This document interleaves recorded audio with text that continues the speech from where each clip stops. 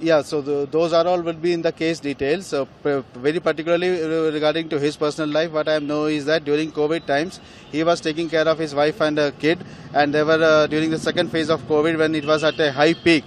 His wife was also infected with COVID and she had a lot of issues. So he went ahead to procure medicines for her, and she wasn't eating it on time, and that created some friction, and that escalated into multiple issues. And then she left him along with the baby, and he could not see his son.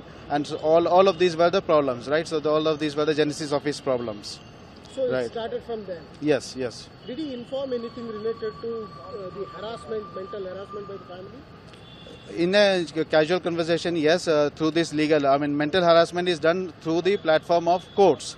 So when you have 9 cases running, and when you have to go to the courts 120 times in 2 years, it's like a tremendous amount of stress on you. From Bangalore all the way to Jaunpur, there is no direct flight, so he has to go to some other city, catch a bus, and then go over there. And sometimes there is a choice that if the opposite party doesn't come, then you will get a new date. So all these efforts that he spends is gone waste in that trip. He has to take leave, he has to manage his work. As I said, he is working for a reputed company at a reputed position. So it carries a lot of responsibilities, and amongst those responsibilities, he has to go over there, and if the cases doesn't move properly, those are all are the stress that comes.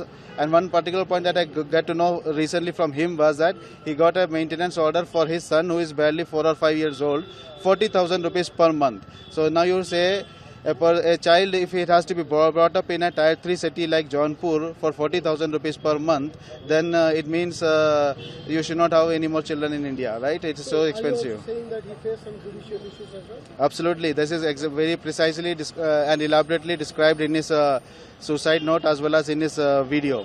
I could not go through the video. I was with the family since 2 days, and if I felt if I go through the video, I won't be mentally stable to support them. What is family statement, sir? His family statement, they want justice.